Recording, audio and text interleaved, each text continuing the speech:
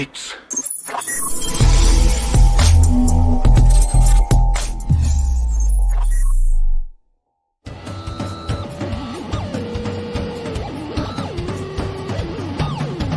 welcome to Pop Culture Minefield Saturday Morning Fun Time.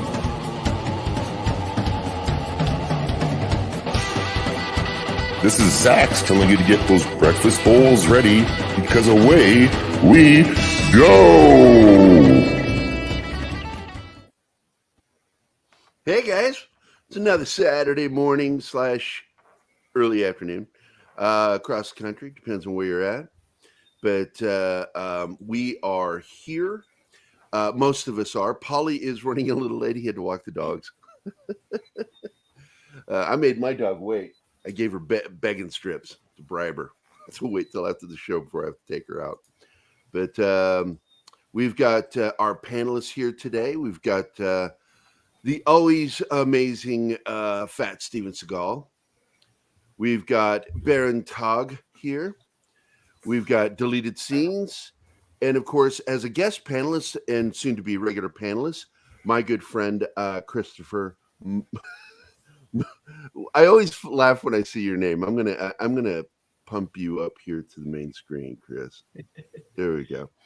There he is, Christopher Moonlight Cooksey. Howard the Duck back there. Look at that, and some Frazetta. Oh yeah, and then of course Chris's neck. And Chris has been on here before. It's weird with the settings. Yeah, we can hear you just fine, buddy.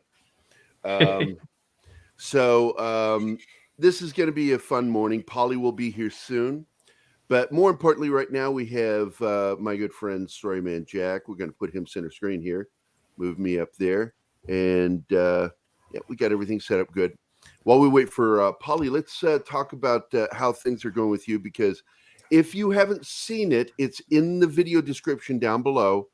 There is a GoFundMe set up by Storyman Jack's brother to help him in funding after their house. Chris, we lost Chris again. After it was gutted by a fire. And you guys are actually rebuilding, right?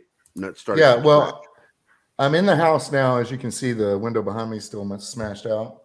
Mm-hmm. And the darkness, the walls are supposed to be white, but that's how much smoke damage we got. Just one room was pretty much gutted, and it was just right there. We've had to take all the carpet out, all the flooring out. Even the outside has to be redone because the smoke damaged the siding on the outside of the house.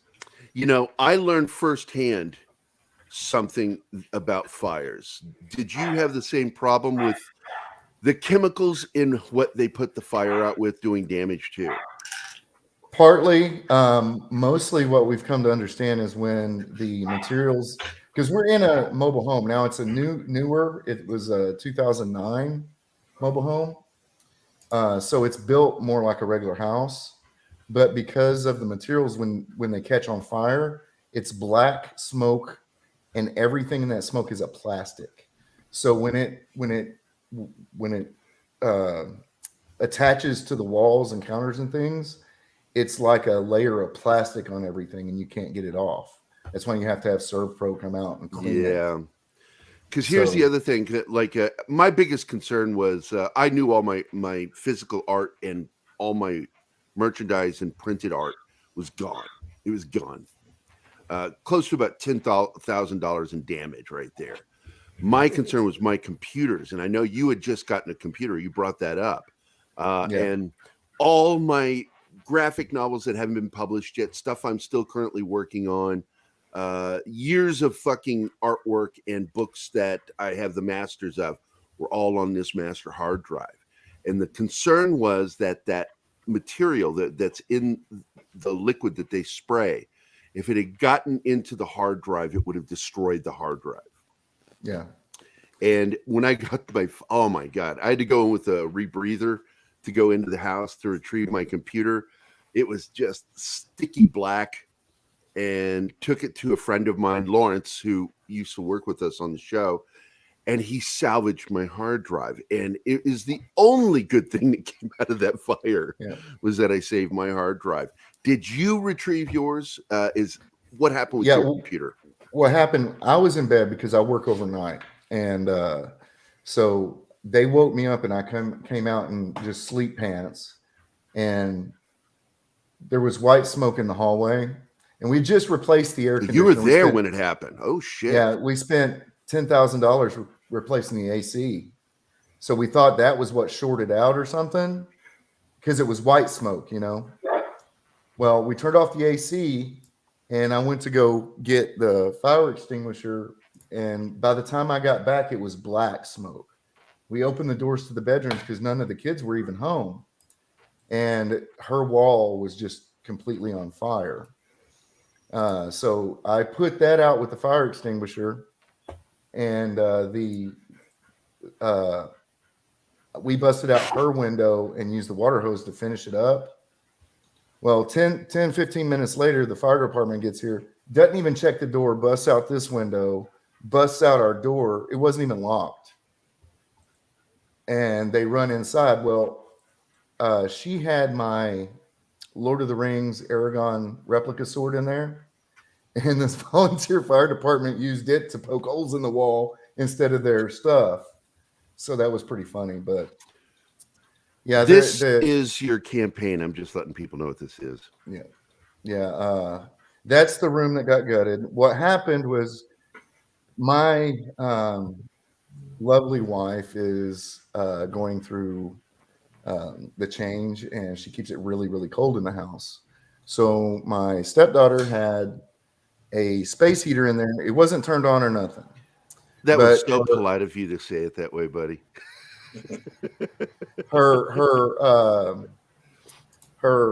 She had a little rabbit in there, a little white rabbit, just a farm rabbit, and it had gotten out. And apparently it got behind the TV and hit the power strip, causing that heater to kind of halfway unplug. So it sparked, and you know how kids are, they've got she just had her clothes piled up in the corner. That's what caught on fire from the spark. But you can see even in the kitchen how that black stuff was on there. Yep. And you can't wipe it off. So you watch. You can't wipe it off. Yeah, I've seen this up close and personal. Yeah, it's bad. So we had to throw all our food away, all our clothes away. We took a lot of our clothes to see how they busted open the door. And then you can see this is right after. If people didn't know that this was a fire, Jesus Christ, look at that. They just think you're all white trashy. Yeah. Yeah. Well, I'm not saying you're not white trashy. We've got like 4 kids, so it's kind of hard not to be. But, and the sad part is they're all 18 and above. But yeah, and you know the rabbit survived. It was just black instead of white. Oh, how did you clean that? Dawn? Yeah, they used Dawn on her. Yeah. Yep. And then Dawn will clean, and it's so safe for animals, man. Good God, dude. Yeah, and so I have to work from home because my office is actually in Austin, and we're about 6 hours away from there. So, and this is the latest video right here, right? Yeah, I think so. Let's take a look at that one. Yeah, because I did this one right after we ripped up the carpet. But we went to go get plywood the other day, and it's $100 a sheet. So, I mean, this was the worst possible time. Thank you, Joe Biden, to have to buy anything to replace. You know what I mean? Yeah, well, we're still building right now. And I'm telling you, wood prices is just insane. It's at Lowe's. As you can see, it got on the. It was 5 times its original price just a few months ago. Yeah. So I mean, I don't even know why they busted out the window or broke in the door. They didn't even try the knob. So they busted the door in, and but yeah, I mean, one room. We're lucky it didn't burn all the way down, but it's just unbelievably. Yeah, still, but with the damage, you still got to do so much replacement. Well, it's yeah, ridiculous. and what everybody should know, if you own your house and have insurance on it, make sure you have the rider that covers your contents of your house. That wasn't explained to us when this house was bought. When we signed up for the insurance and did the insurance thing and everything. So they're not replacing anything personal at all. Basically, what they told us, if you were able to take your house and turn it upside down and shake it, everything that falls out is not covered. Oh, geez, yeah. Damn, man, so- that sucks. I'm sorry Yeah. to hear that. Here's the GoFundMe. I'm going to share the link again. Storyman Jack with repairing.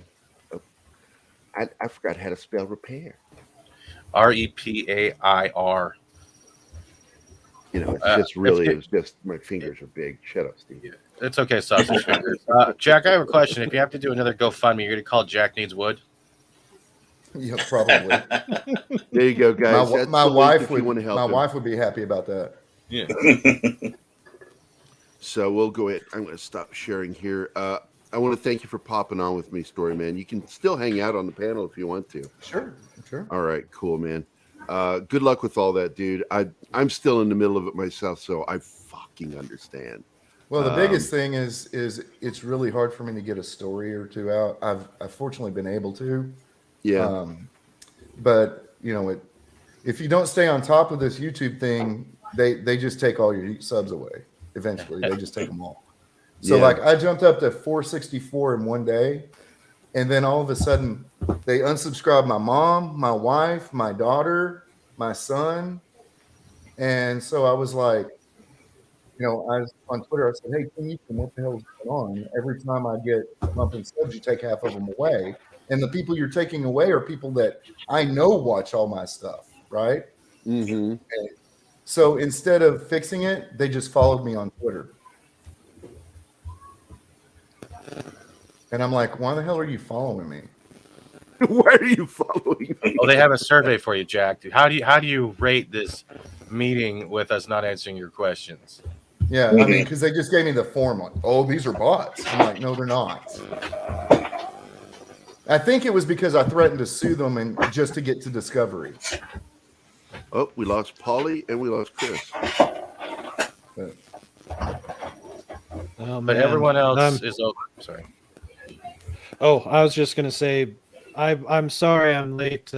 Was busy speaking with my guest from my show earlier, but just seeing the damage that happens, I can attest that that's bad, and I'm a little surprised that the homeowner's insurance or that you had didn't have content coverage. That's one thing that I used to do in a former life was insurance. So yeah. Well, but they you're said, absolutely right. Double check. Yeah, go ahead. Go ahead. Yeah, they said that. Well, you were supposed to be offered that, but they never did. You got to have a specific rider for all that. I'm like, whatever. Fortunately, through AT&T has a program that all our tech stuff was covered. Very good. Jack, the best thing to look out is that no one was hurt. The rabbit was able to go from white to black to white again, so you're fine. And somewhere out there, a firefighter got to say he had to use a Lord of the Rings sword to pump holes through a firewall, so you're good. Yeah, I think there's pictures somewhere of all that. Thanks, Pat. Sorry I missed you earlier. I was doing all the promo stuff, so I had to take my headset off, man. I want to say our greetings to the chat this morning. Let's see who all is here. We have, let's see, Arwen is here. Hello, Arwen. Squeak, howdy. Vol monkey. What kind of monkey are you? I'm a vol monkey. And that's more Arwen. Let's see, we got repeats here. Repeat.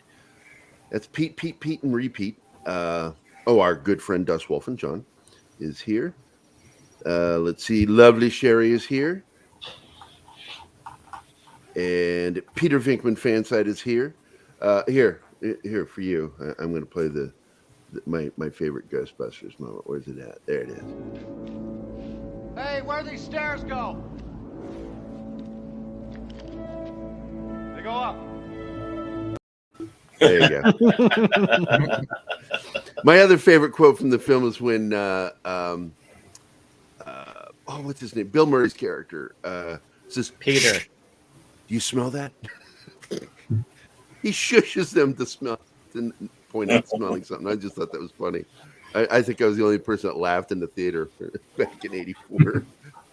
I realized what the joke was, that you didn't have to shush anybody. They just don't make movies like that anymore. No, I always love Get Her. Get her! And they're laughing at later. Get her. Sorry. That was your plan. That was your plan. Emotionally unstable Amphibian is here. What's up, Amphibian?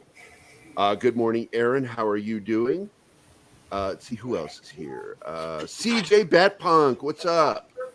And of course, our producer and close friend Pat S is here. Monkey Jeebus.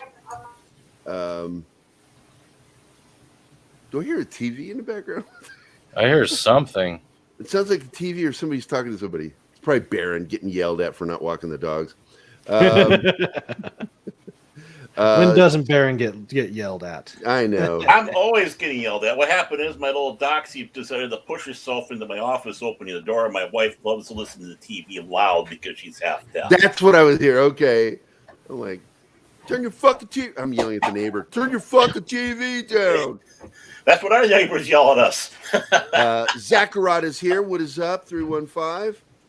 Good morning. Of course, the lovely PJO is here. Good morning, PJO. That, of course, is Dork Knight's mom. Let's see. I'm going through to see if I... Oh, Dadman Walking is here. What is up, Dadman Walking? Jacob the Critic is here. Another friend of Keith's and mine from Springfield area. Well, I should say VisionCon. Let's see. Did I miss everybody? I think. All right, it's all yours again, Martin.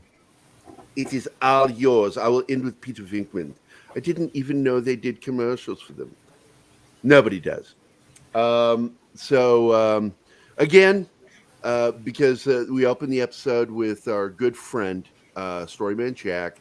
Remember, top link in the bottom of our video description is to go to his GoFundMe. You can hit it any time on our videos. How close are we to goal on there, Storyman? I think we're about $500 away. Woo! Yeah. So, All yeah. right. I mean, it'd be nice. Let's push past the goal. But, man, it's always nice when you hit that goal. Well, especially since the majority of it's come from our YouTube community fellowship. You know, I mean, my wife was like, I can't believe that, you know, just so many people who listen to your stories are actually doing this. I'm like, it's because we're a fellowship. I mean, that's just what it is. And I've donated to folks, and you know, just for I wouldn't be things surprised like if you computers hadn't and things. contributed to mine. Yeah, I did actually. Because you are that kind of person. Yeah, I mean, we're fortunate. The first night, and I was surprised. The Red Cross gave us like $600 to go to go. Yeah, because you were home when it happened, and yeah, because we had to have a Cross would get place short involved. notice. Yeah, We were lucky. Nobody was in the house. Deanna, David, and I were at the other house cleaning it for closing that week. We were closing on the deal, and the rest of the family took off to go. They rented a cabin for the week of 4th of July. It was after the 4th of July weekend, and it's because of the 4th of July that the fire took place at all. Because my nephew, he left his laptop plugged in on the bed. Oh, no. And then his dad left fireworks in a paper bag right next to the bed. Mhm. And the neighbor, the story is this: the neighbor walked outside with her morning coffee, and she looked up and she saw fireworks going off in the house. And she thought, well, Nancy's going to kick the shit out of somebody, you know, fireworks in the house. And then she saw the fire hit the curtains, and then the heat popped the glass, and all of a sudden fire was coming out the windows. And she ran inside and called 911. Otherwise, if she hadn't seen it, been there, it would have been a complete disaster. Still, it's going to take them. It's still not done. They're still working on it. It's a slow Yeah. process, and it's getting more Yeah. expensive as we go along. And a lot of it's been paid for by the insurance company, but a lot of it's also coming out of pocket. So I Well, it's feel like for you, brother. I really do. It's going to cost us about $4 a square foot to replace the flooring throughout the whole house. But they depreciated the flooring to 80 cents a square foot, so a lot of that's going to come out of pocket. Dealing like with I insurance said, companies is a pain. like I said, they're not going to go by current pricing. So Oh, what are they No, doing? of course not. they're just average rating it or something. I don't remember what it exactly is called. My wife's dealing with them, but because I'm not going to be level-headed enough to talk to these people every time they say no, I'm just going to go off. So I'm letting her do that. I'm telling you right now, the women in this family are the ones going at it with them here with the insurance company. Yeah, I and wouldn't handle it. Zax is right about that. Yeah. It is. Yeah,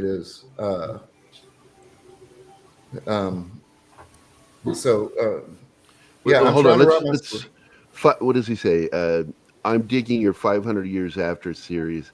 Is that a spiritual sequel to the Great Reset? Yeah, the Great Reset was after Ukraine was invaded. I wrote a story about two guys, a guy and his son going fishing, and they witnessed the nuclear warheads exploding in the air, causing the EMPs that end civilization. Because it's a scenario that's possible if we get into World War Yeah, III. because I did something in one of my stories called Sleepers. It's a sci-fi story, but it begins with a series of balloons being launched with devices that go Yep. off near the grids, and it shuts down. It's done globally by some group, Yep. and you don't find out until the end of the book who it really was that did it. And I Yep. don't want to give away the plot to my own story.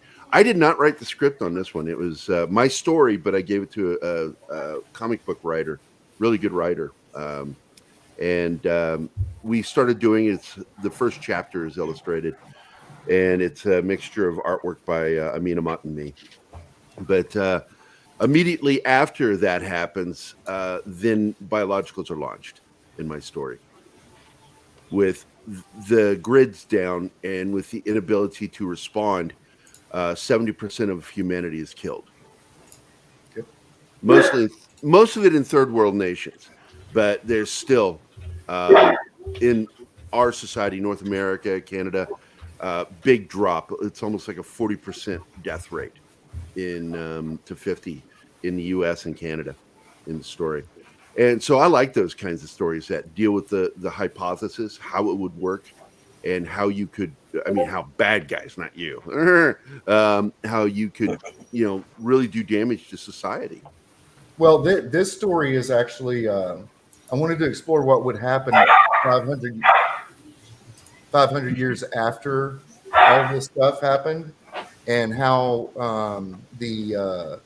how society would change. So, like, it starts out, this kid is on a farm in the middle of nowhere in what used to be North Texas, and there are nomadic tribes that roam from South America up through Texas called the Mexies. The lower part, southeastern part of the U.S. is controlled by what they call clans of redneckers, and up north they're controlled by urbanites called Yankers. So it's how our language evolves.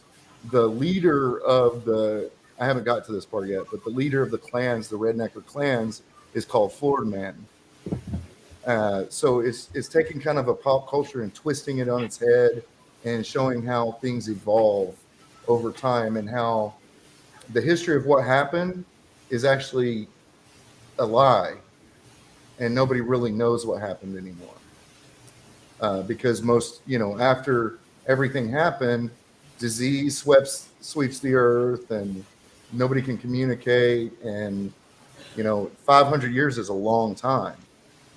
So it's just, I like writing things that make people think about where we are and where we're headed and what could happen.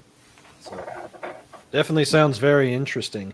Gary, I would love to stick around, but I have been called to do some things around the house, so I just want to say, yeah. That's why Keith's not here. Keith's not here because of the same yes, thing. I would love to hang around, but I do want to say good luck to you, Storyman Jack. The house fires suck complete and total ass, and I'm glad, just like Fat Steven was, that everyone is safe and everyone's alive. Good luck dealing with the insurance company. They can be rather unpleasant, to say the least, to deal with.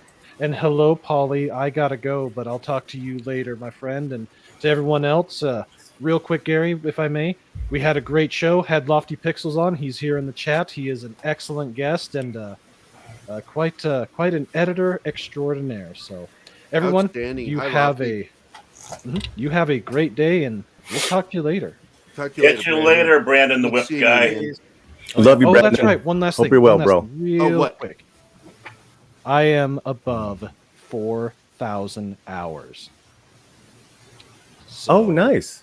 Yep. Oh, you just Outstanding, dude. you just got it. Congratulations. Yep, got above the 4,000. Well, put let's in get a the celebration application. going, buddy. Hey. Let's go. Absolutely. Yes, The just, Sisler clap for you. I'm giving you the Sisler clap. just got to wait for YouTube to do their things, and we'll see how it all shakes out. But as soon as Shake it's out with some approved, money. we'll- That's how it's going to shake out. Shoot. Yeah. Congratulations, we'll my set up friend. Congratulations, Brandon. Great we'll set job. up a time to celebrate. Anyways, guys, take care, everybody. All right, buddy. See you later. All right, See you Ben. later. All right, guys. So Hey, here we are. Paulie is here. Yay! Hey, It's been a Paulie. morning. It's been a morning, dude, because Keith's still not here yet. He had to do chores. And All right, I'll come back when Keith is on. No. He don't want to talk to you, Gary. He wants to talk to Keith. Yeah, somebody joked about it on Midnight's Edge. She says, "Oh, you're going to be on with Paulie tomorrow? Oh, he hates you. He's going to yell at you." Man. No, it's I good to got see you, we Paulie. got me and Gary have some potential business we're doing together. So Yes, I'm stoked when we start moving forward. Yeah. Plus, Tom got a hold of me, Conkle. I'm going to be storyboarding one of his films, sci-fi film. So I always there's Lofty. What's up, Lofty? Lofty's cool, man. I was listening in a little bit on that Brandon stream for a minute. I didn't wake up until half an hour before the show. Yeah, man. I had a night last night. It's been a man. morning. Gary, I was looking at your storyboards. You sent me back last time I was on the show. You sent me some stuff. They're really outstanding storyboards. I mean, I was very Thank you. impressed with how top of the line. Was that the World War II stuff I did for Tom Hanks?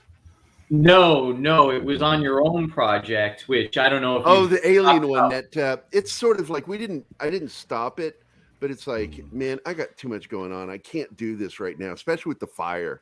It just fucked everything up.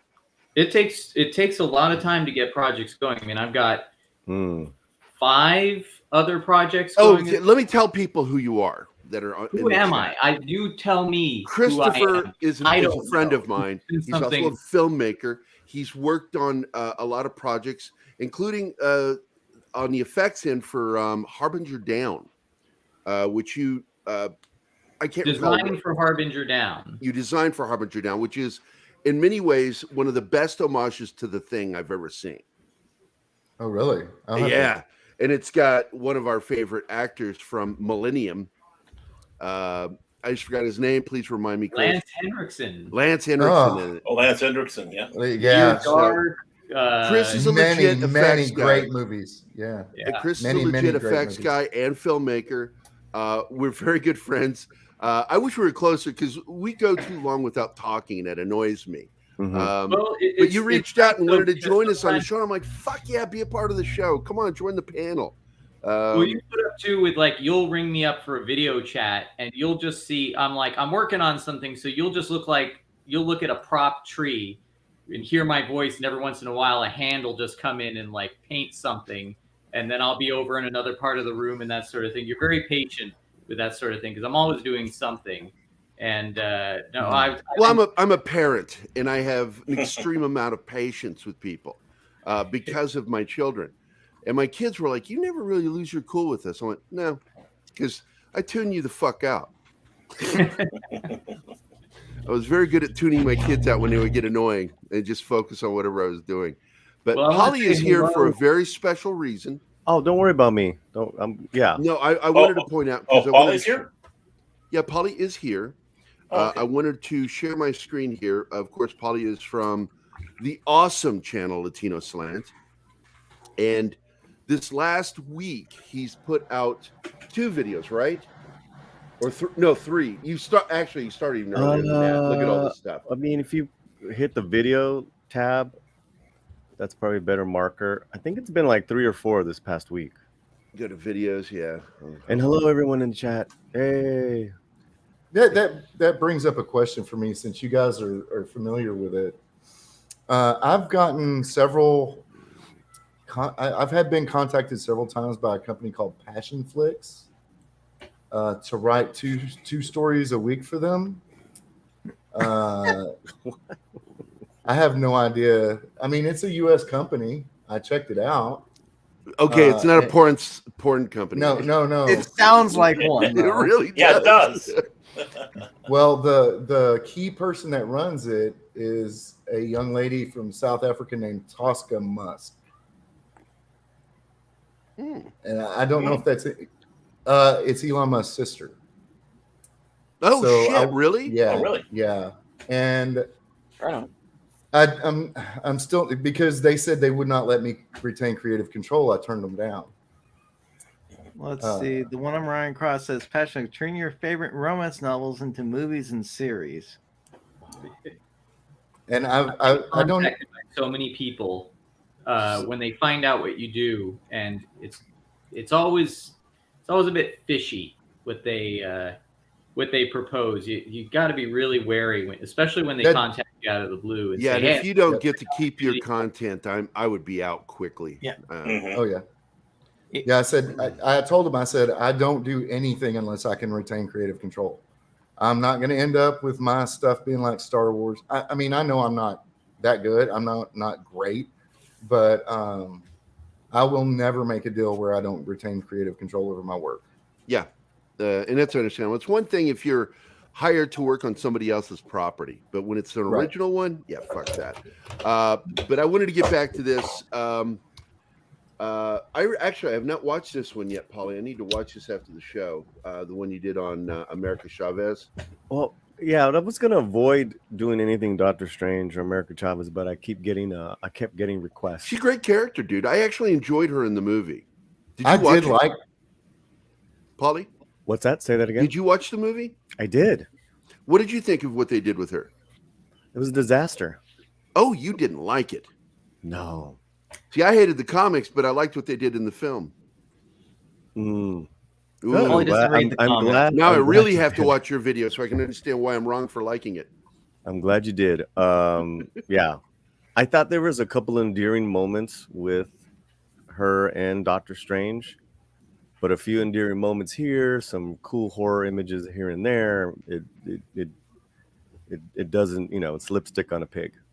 Yeah, I know that one. Yeah, And in the video, you see how I wrote Mexi America, right. So I guess it was so for us Latinos, it was so underwritten as this character that when you do a token representation, and that's what this is. Let's just be honest. I'm not talking about the comics. Though you Now, are right. It's to my understanding that she is an alien from a lesbian world, dropped here, raised by other lesbians. Fine. I don't care. That's fine. Everyone's got a story. Yeah. But here, the introduction of this new character was so kind of just, it was a whiplash for me. And I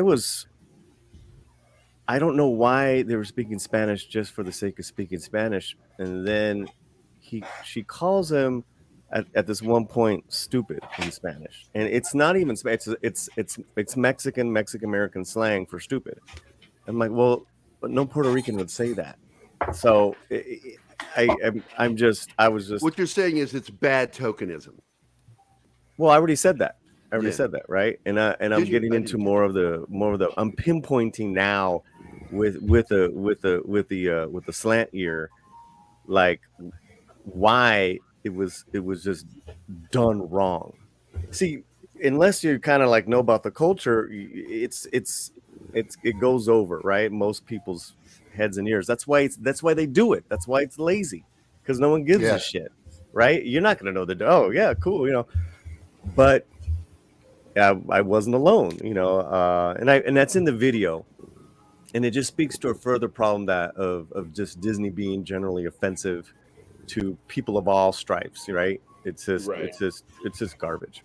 Well, Oh, you would that- think you would think that they would to truly make it about a Mexican American character, that they would have explored her culture a little bit more than what they did. They didn't do that at all. They just had her speak Spanish and thought that would go for her culture, right? Well, So yeah, I mean, yes. When she got cast, and this was a few months ago. Well, she got cast last year, but a few months ago, there was trollers. And you got to remember, she did this when she was 14. She just turned 16. This is a child we're talking about, the actor. right. Her and her family got trolled on Twitter, which is disgusting, because she wasn't dark enough, black enough to be this character, because they thought this character was gonna be a Boricua, Afro Latina, And look, it's their right. It's whoever the writer is or Marvel is, they can do whatever they want with their characters, and clearly they did here.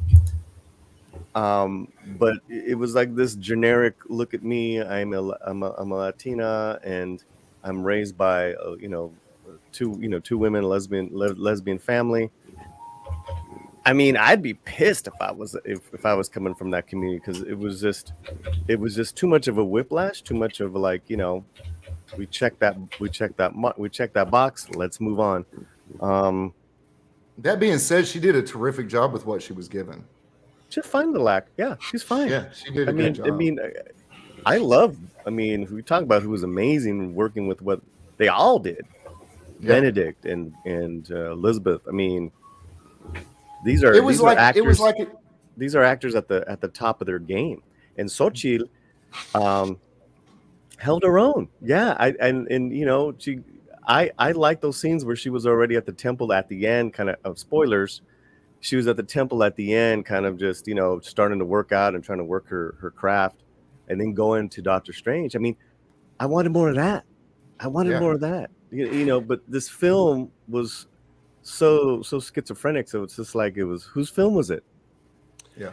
And I really do think that a lot of that occurred because of the film was done previously, and Disney Feige went in and did a lot of meddling and reshoots. They did a large reshoot of a lot of material, and you can actually feel. And if you're a big Sam Raimi fan, you'll know what I'm saying. You can feel when it's a Sam Raimi scene, and you can feel when it doesn't feel like a Sam Raimi scene. Yep. And there were a lot of scenes in there that did not feel like Sam Raimi directed it.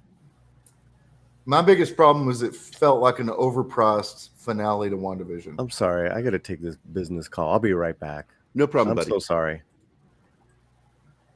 Something that was interesting to me that somebody pointed out is Marvel Comics in their kind of fast track inclusion.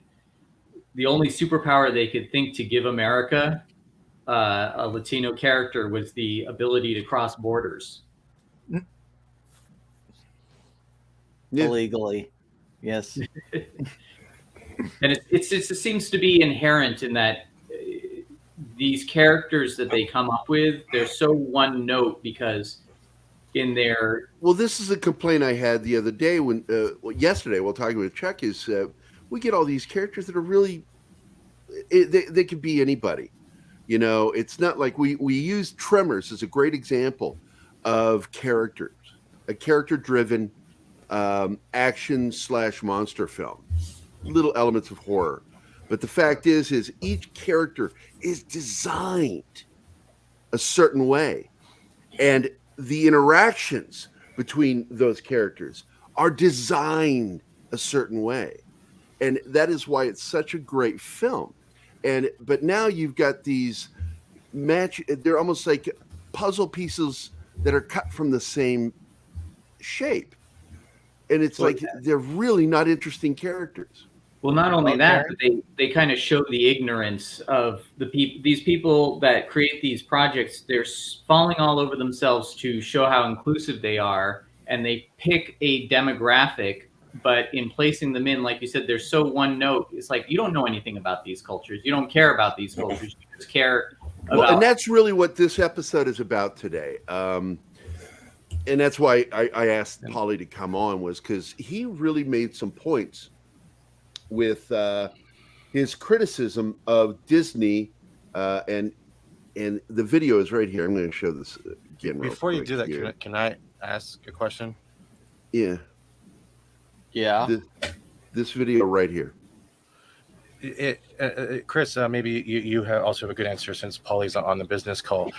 Are we pretty much seeing Disney acting more like politicians when it comes to treating the way they are virtue signaling or waving at minorities, or let's say the poor, poverty, all of those types of lower class tier classes, and saying, hey, you're important right now, and then it's gone. But they do the bare minimum, and it's starting to feel like a politician's campaign when they're trying to get reelected at the same time. Oh yeah, as soon as they get that point, or whatever it is they think they're going for, they forget all about them.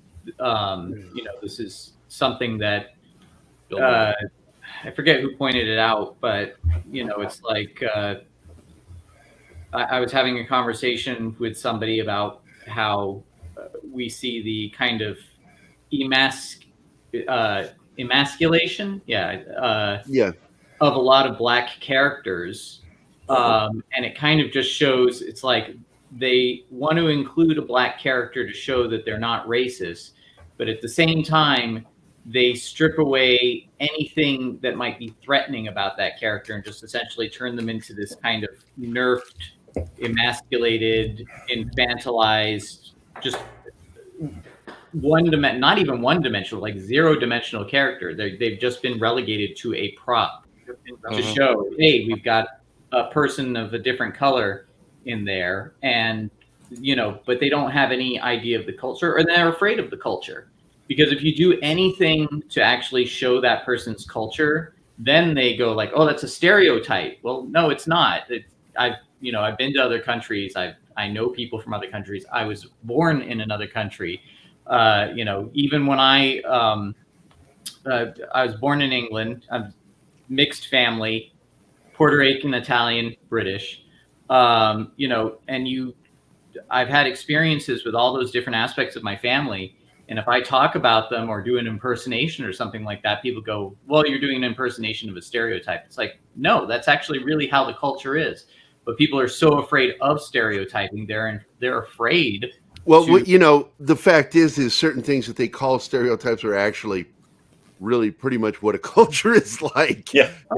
And calling them on it, and poking fun at it has always been one of our favorite things, because I grew up in a mixed race friends. My friends were different races, and there was always these jokes going on. I think Eddie Murphy, when he started coming out in 1980, he really helped break the barrier for doing that stuff.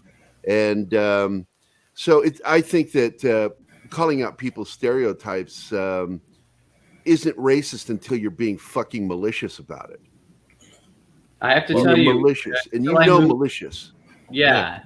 But I mean, yeah, you're right. Some of these things are real. I mean, when I lived in England, I can't tell you how many times I got swept up a chimney. It happens, Oh, Jesus Christ. My favorite is, look, man, I'm Irish, and I lived in Ireland, and it's true. We drink a lot. Amen. And the other thing is, Irish families fry everything. Everything is fried. There's even fried bread. It's like potatoes were big. It's what led to the Great Famine in the 1800s. Was that nobody was taught how to properly rotate crops in Ireland. And man, you guys are killing me today with the background sounds. What the fuck? Who opened the beer? I want one. Fats. It It wasn't a beer; it was a Red Bull. But thank you. Well, But anyway, Hold Ireland. on, I just need to clean my keyboard. Hold on. Okay. Oh, you too? Oh, hold on, Chris. I got one of those too. Where is it? So I gotta clean off basically, my the keyboard Irish now, so. killed the topsoil. They never learned crop rotation, and crop rotation in Ireland is actually really hard because there's not that much topsoil there. There's a lot of rock sediment in Ireland, and so that led to the Great Potato Famine, which led to my family, three of my that I come from, coming over to America, and one of them in the coffin ships. It was rough sailing, man, getting over here. But I also have family who've been here since the 1700s that fought in the Revolutionary War, and but that was not the Irish side; that was the Scottish side. Which side were they fighting for? Us, the deep fried side. The deep fried side. I'm actually named after one of the last lords of Sisk from Cork, Ireland, Jackie. Really? So, yeah. I was technically named by my great aunt from Ireland, and she named my dad, and then agreed that that name should be handed down. And then when I was old enough, I'm like, why would you do that to me? Why would you give me Gary spelled that way? You're a dick, Dad. Well, I understand Aunt Joe. Gary. Aunt Joe was Irish, but there's no excuse. You saw what I went through with that name. Yeah, So- evidently in the 1600s there was a Jackie Sisk, a lord of Sisk in Cork, Ireland. And there's still a castle there with our coat of arms on it. Now, Nice. I Now I got a Gary. super chat here. I need to pay attention to. Dennis McCullough, $5, and he's a member. Thank you, Dennis. Bruce Campbell makes every movie better. With that said, I only laugh because I know Bruce. Anyway, with that said, I'm on my way to play Dungeons and Dragons for the month. I will see you next week. Okay, Dennis. Sounds Thanks, fun. man. Thanks for the $5. You guys have been helping with the channel a lot. I appreciate it. For you, I'm going to give you this very special, toxic masculine thing. Oh. Dylan! You son of a bitch. Yeah, baby. You know, my Thanks, favorite man. joke on all this, that's a terrible stereotype. Also true. Also true. So I'm going to play this video real quick. No, Yes, that's weird. You're weird. That's weird. I was wanting to play it before you came back, but people started talking. But there are It's some polyception. All right, I won't do it to you, Paulie, if you don't want me to. But Some people don't like rewatching their videos. I know that much. Well, too. we could just talk about, like. let's talk about it. Then. I mean, Paulie, yeah. tell us what's in the video. What did you say? What video? Can we just talk? It's the I need some more Disney coffee. disses Latinos. Okay. Right. Well, my argument came from listen, a lot of shows got canceled this week. It was a bloodbath. And I have a lot of friends in the business who lost jobs. And that happens. That's goes with the territory, They're on to the next. Some shows deserve to be. A lot of shows do these days. Well, I mean, okay. Let's just I'm going with my argument, Chanatsky, that some deserve it, some didn't. And the one that didn't was this incredible show called Promised Land. And it's a drama. The genre is drama, little salacious, and it centers around a Mexican American family that owns a winery. The lead actor is John Ortiz. He's been a character actor. You've seen him for decades. He's a master actor. Just love him. Terrific actor. It's a work of art. This show, Mexican Iron Man calls it a work of art. I call it a work of art. It was something that we hadn't seen in a long ass time, which is a full rounded characters, and Storyman Jack can appreciate this. Full rounded characters, different conflicts. They all love each other, and they're all striving to better the family. It's just, you know, it was just like, I haven't seen this. Oh my god! So what had happened is that they debuted it Monday. ABC, Disney, Monday night at 10 p.m. A new show with no stars except for Bellamy Young, and no promotion. 5 episodes later, they dumped it onto Hulu and said, "Oh, you're gonna enjoy the last 5 episodes on Hulu." And that's where I came in, and I was like, you know, I invited the actors to come on. We got one of the directors. We did watch parties. I really got behind the show, so I had some skin in the game. And we're all hoping and praying, it's gonna get a second season to prove itself. Like, you know, it doesn't need to prove itself. It just needs a bigger audience because the show's already there. It's already a masterpiece. So it got canceled this week, and I was shocked because the showrunner and creator Matt Lopez has a multiple deal with ABC, who also wrote the film Father of the Bride, the remake with Andy Garcia. So I was just so confused as to what goes, what stays when it comes to, with the slants perspective with ABC. Because you got to remember that Disney, this is the company that tried to trademark a holiday called Day of the Dead, Dia de los Muertos. And there was a fucking outrage over 10 years ago, I think. And of course they didn't. But what begat that was Coco. And those activists that fought that fight, Disney hired them to be cultural ambassadors, wherever the fucking thing was, on Coco. They got what they wanted. They got the parade, they got their ride, they got their songs, they got their holiday that they can promote at their theme parks. But that's what we're dealing with. If they could have, they would have gotten away with trademarking a pre-Columbian holiday. I mean, it's fucking bonkers, man. So that's what ultimately,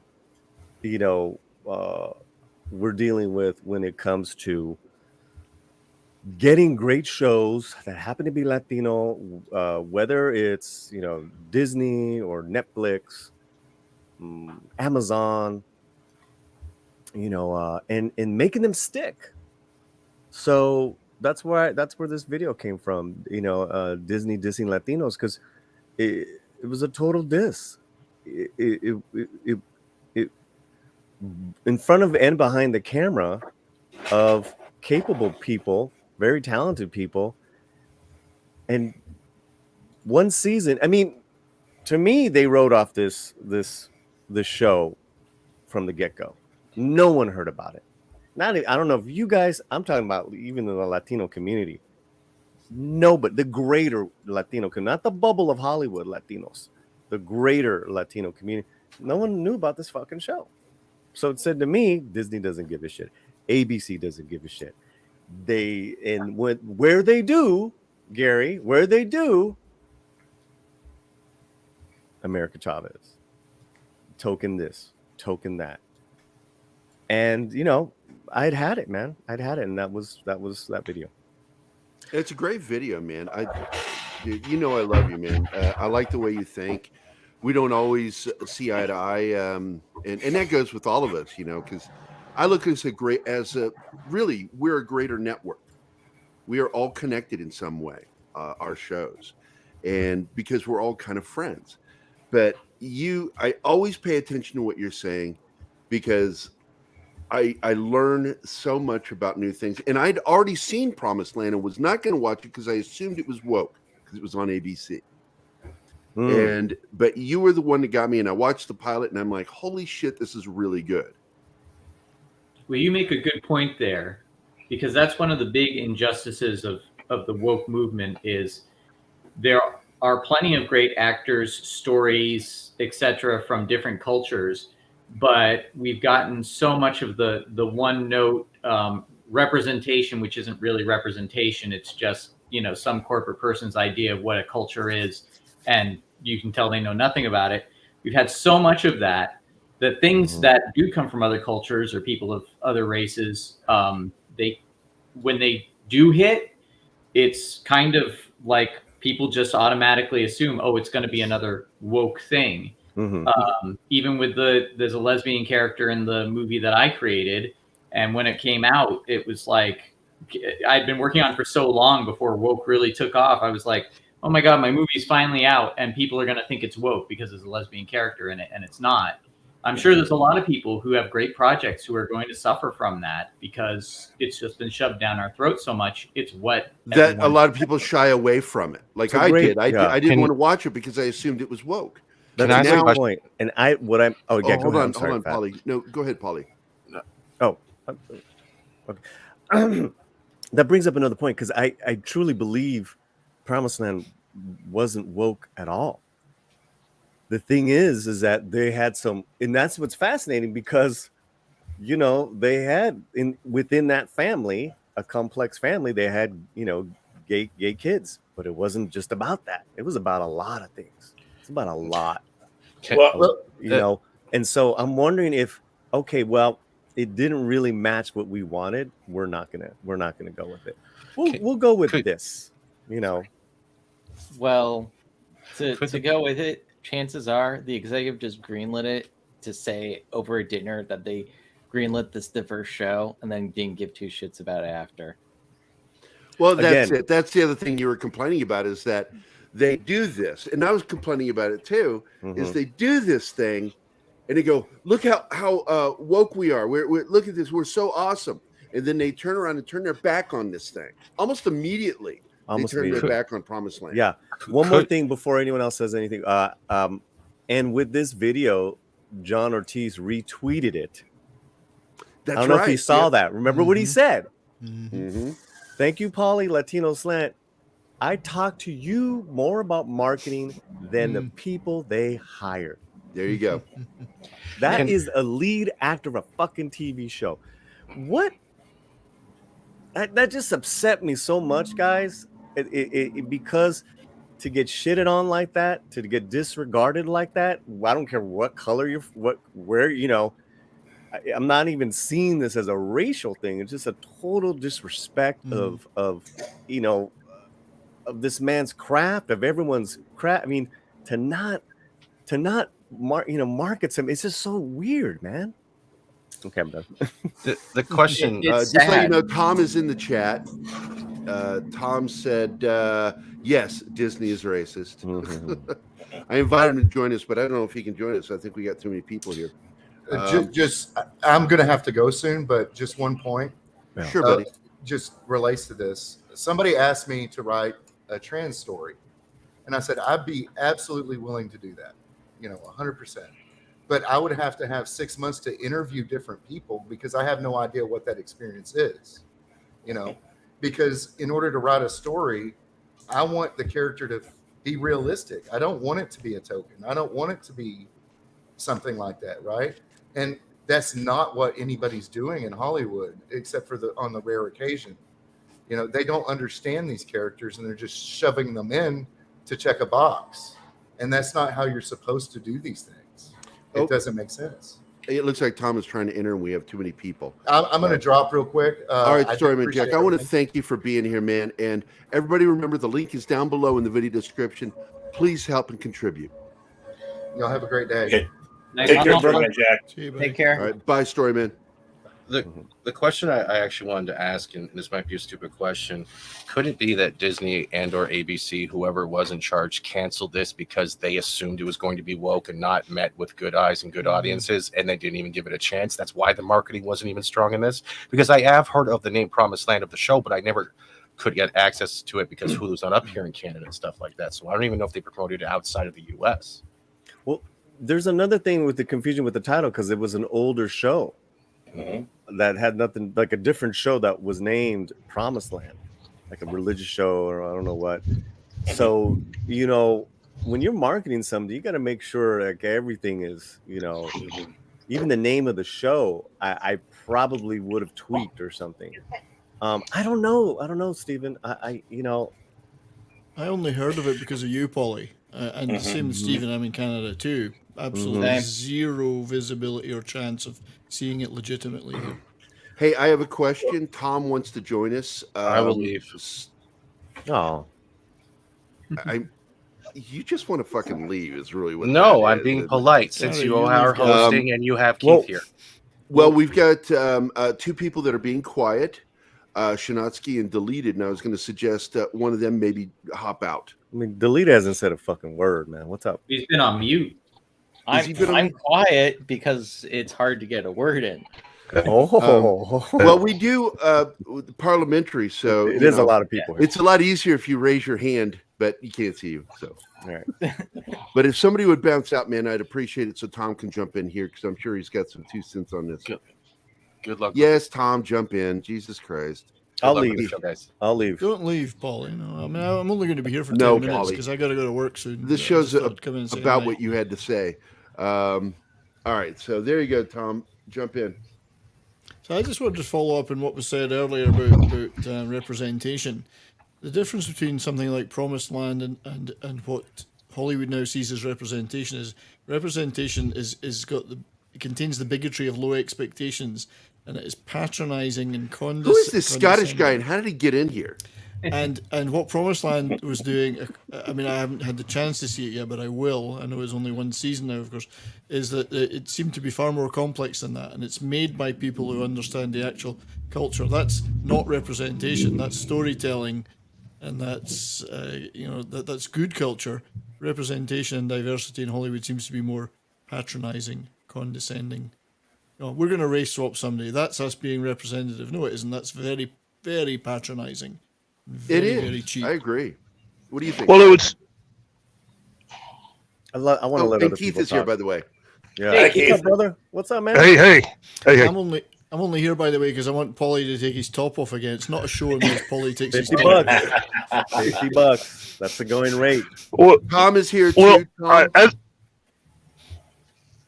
I paid $50 for Tom not to take his top off. This is true. Who let the Scot What- in? what- Jesus Christ. what I was going to say is that, the kind of thing that they are wanting to do today, a lot of people that are younger than 30 need to understand that was really what Hollywood was doing in the aftermath of the of what had happened in the 60s and going into the 70s. You had a lot of television shows where stuff like Gloria, being a groundbreaking series, was really part of the norm of the types of shows that were being done. You just happened to have a person of color that was leading off that cast. Shows like Room 222 and others, series that had people of color as part of what they were doing. And what happened in the entertainment industry was that it became stagnant. We got into this pattern of treating people of color, mainly blacks, African Americans, that hey, they're in the cast and here they are and blah blah blah, instead of actually creating real entertainment that focused or used their experience as part of the story and not as the focus of the story. Doing the whole for instance, some of you may remember that when they had the race swapped version of Barefoot in the Park. Now that had only been a successful movie with Jane Fonda and Robert Redford maybe the year or two before. So having two characters of color play the two lead parts in Wait that. a minute. I remember movies from that period. I don't recall this. Barefoot in the Park? A black version? Yeah, that was on television. It was a television adaptation. TV movie. I missed a lot. No, not a television movie. It was an actual series from the producers of Love American Style. I don't and go look it up. And and they had that. Tell me what to do. Oh, okay. I was just making a suggestion. By the way, I'm Stanford talking- and Son originally is a British series, starred a white people. Right. Yes. Yeah. And so, Paulie, hold on. Paulie was about to add something. What were you going to say, buddy? No, my main argument right now with this is television. Films tend, especially independent films tend to be a lot more ahead of the game. Mm-hmm. But that's slowly changing. That's slowly changing. Well, after all this time, I mean, we would have had this long time ago. But the unfortunate thing is that we kind of got stuck, and the American public got drawn into it by being excited whenever you would see a person of color as part of it. But there was no more of a push to be able to push beyond that, where you would see entire casts be that way, especially a very ethnic diverse cast. It would have been easy to have done that with, say, something like the black version of Barefoot in the Park. But all they did was they adapted the movie and then just changed the race of the two lead characters and made them black and kept everyone else the same. Gotcha. Hey, Keith, I sent you a message, but I'm just gonna say you are on that mic, man. You are so loud. Oh, I'm sorry. It's back a little bit. My mobile mic.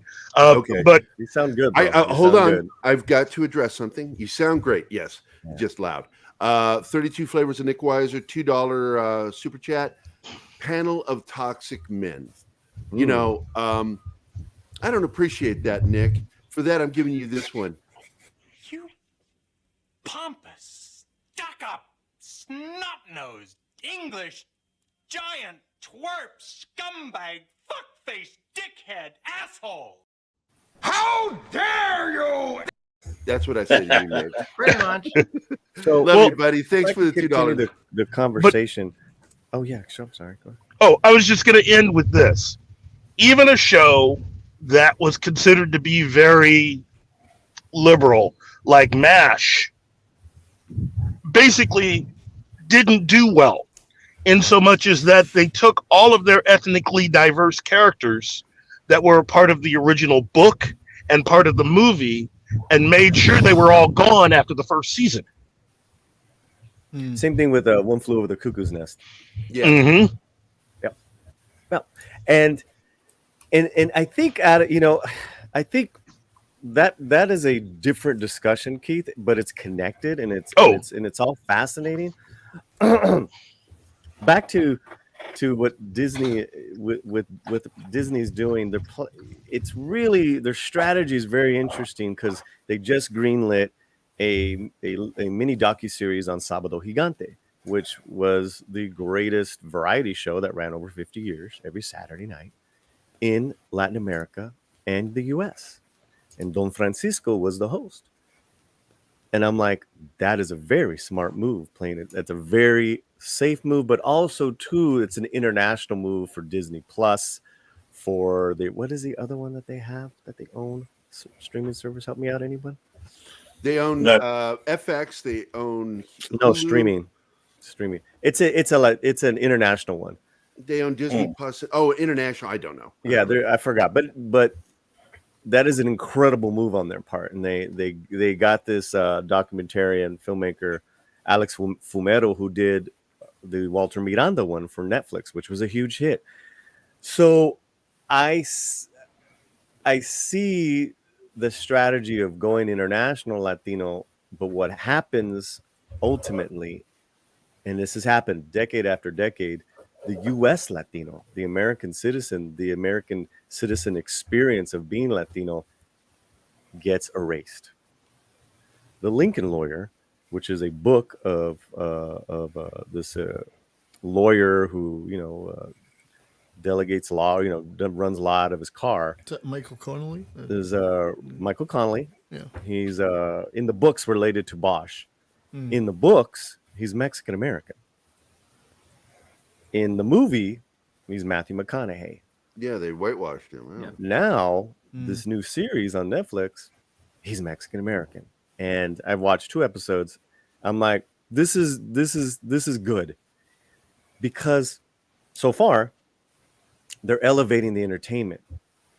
Right? It's not about politic this, politic that. And that whole idea, guys, the whole idea of being seen, which I know a lot of people hate that discussion in this community. And I that's fine. That's your prerogative. But being seen means that you don't get whitewashed from your own fucking stories. Mm-hmm. That's it. So that whole idea of being seen, well, listen, we don't need to be this or that. I just don't want the one experience of a person of color to be the pimp in the movie Superman that we all fucking love. Right. Yeah, but with that that was mentality, it. That Apollo was Creed it. doesn't exist. No, I don't want to argue with you, Tom. No, I get what you're Excuse me, saying. I don't want to argue with you, Tom, because I know I'm not I know what arguing you with feel. you, Paulie. So I'm I just want to saying just that continue because I'm not even. Yeah, but you're fundamentally coming from a wrong place. Like the idea that What? you're saying is that See, this is people what I mean. cannot I don't relate wanna- to anybody who's not looking like them. That is a fucking problem. No.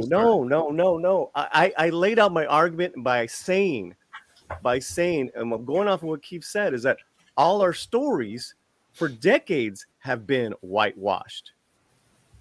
That's where the idea of being seen comes from. We want to be seen in our own fucking stories that were true. Beautiful Mind, Jennifer Connelly, a Latina. I could go down. I got a fucking list, Tom. I'm not being this has nothing to do with being a racist. This has to do with being right. I just, make it right. You make it right and you have a great story. That's ultimately what we all want. May I make a point? Yeah. Basically, from what I'm understanding is keeping it true to the source. I mean, obviously, interpretation from a book or whatever to screen or small screen, there's going to be some changes, but still keeping it to the source. If this character is this character, the main character is this, you keep it that way. I remember Charlton Heston with A Touch of Evil, with the great film, and he sat back and of course he's playing a Latino in there, and he sat back and said later he regretted playing the part. He said it should have gone to a Latino. They had some movie stars at the time of that caliber too. Right, exactly, and it's just the fact that keeping it to the source, keeping it to the pure. I mean, if this character is that, if the main character is Latino or they're German or they're Japanese or whatever, don't change them. Yeah, there's going to be some interpretations you're going to have inside the story because you need to do that to go from one to the other because some things don't transcribe. But don't change the tone or the topic. Yeah, I mean, if it's a book or a play that you're taking it from, then 99.99% of the time there is no reason to change it, in my opinion, ever. That's the way it was written. There's something that I've observed, and I know other people have observed in Hollywood, and I'm sorry, I'm not familiar with you. Have you worked in Hollywood before, or you said you've got friends in the industry? Yeah, I got friends in the industry. So and I got a girlfriend in the industry. Yeah. Oh, okay. So what I've observed before is, and I think you were off when I was talking about this before, but there's kind of this corporate level, and Hollywood. I think Hollywood is dead, pretty much. I mean, it's still going, but because it's not run by creatives anymore. It's run by corporate people, and they've got their charts, and we've got to appeal to this region, and we've got to. Did we lose him, or is he? No, I'm here. I'm here. Okay. Or we don't want to offend this demographic, but they're not looking at it on the character human level.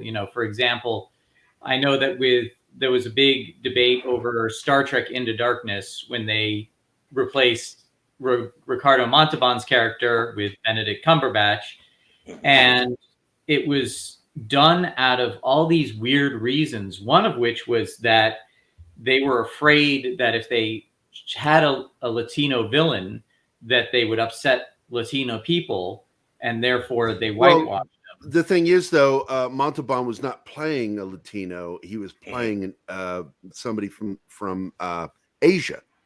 But they don't see it that way. They just don't see it that way. Which was dumb because there are some really good Indian actors I thought they were looking at to play him, and they went in a weird direction that was like that made no fucking sense at all what they did. Well, it's just what it comes down to is I think there is a real problem with just kind of looking at charts and demographics, and if we sell to China, we've got to make the black guys smaller on the poster.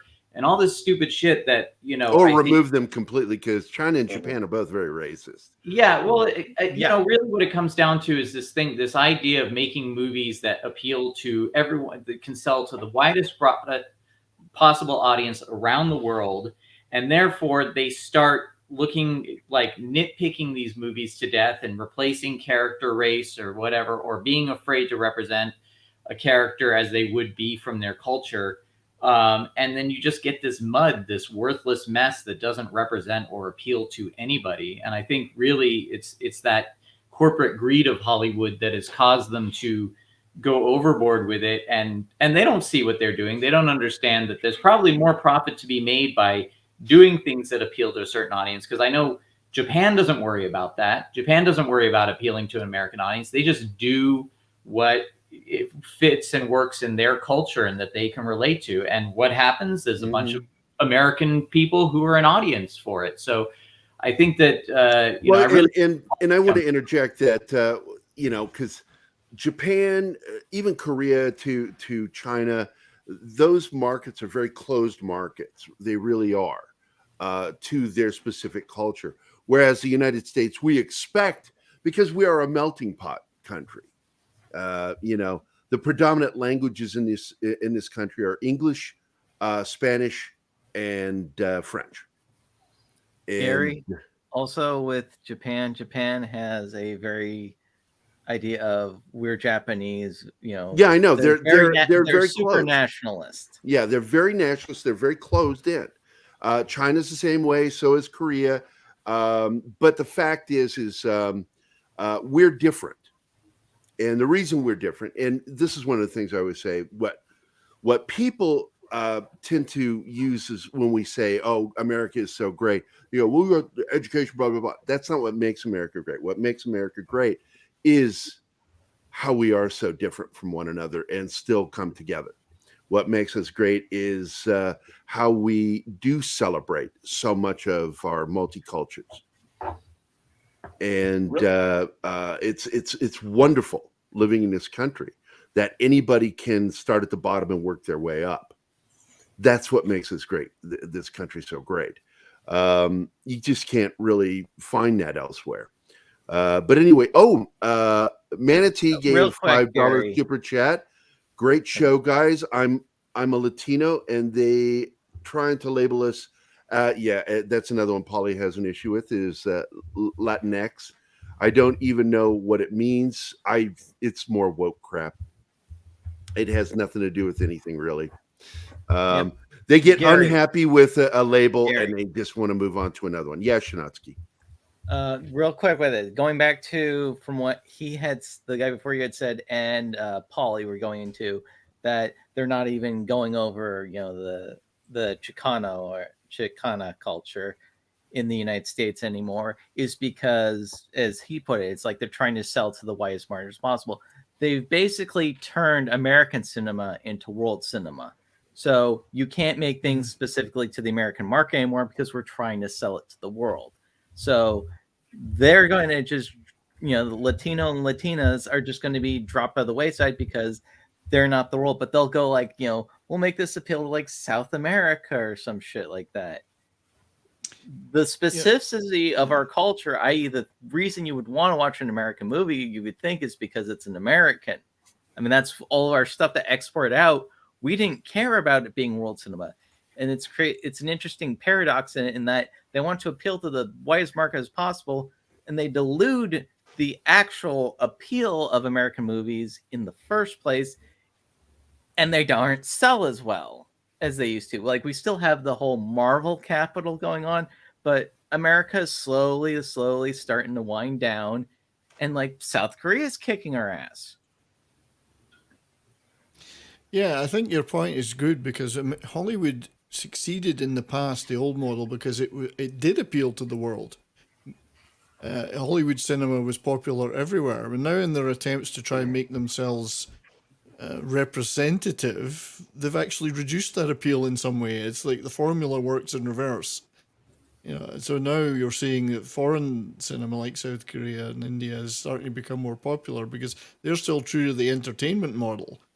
which is what is the widest possible appeal to the most Which- possible people in the world. And I grew up Entertainment. watching a lot of PBS as a kid, and I always loved watching. They would show Criterion films on PBS when I was a kid, and you would get a lot of films from overseas. So I am part of that culture that grew up watching foreign films, and I love foreign films. And as I became an adult, I watched the shit out of Korean cinema, especially their horror. I love their horror. Japanese cinema. I watched a lot of Hong Kong films.